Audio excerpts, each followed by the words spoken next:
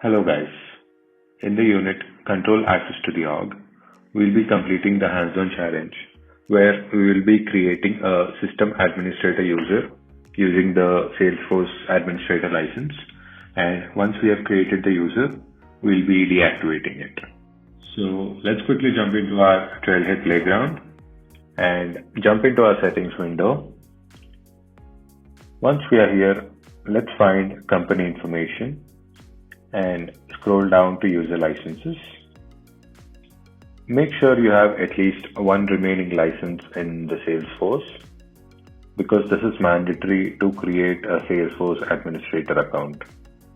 So once you have made sure you have a license remaining, now let's jump into our user section and click on new user.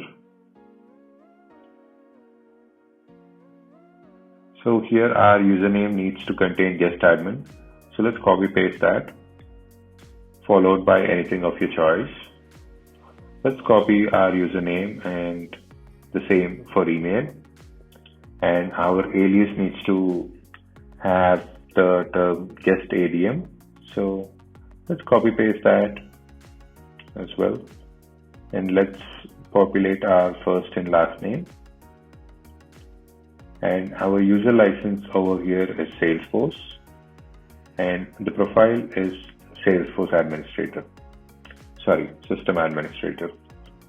Once we've done that, we have finished all our criteria. So let's go ahead and save it.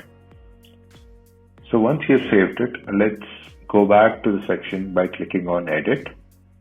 And the last thing we'll be doing in this challenge is to deactivate the user by ticking off the active box and save it.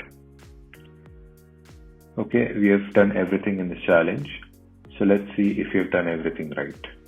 That's perfect. See you in the next video. Bye-bye.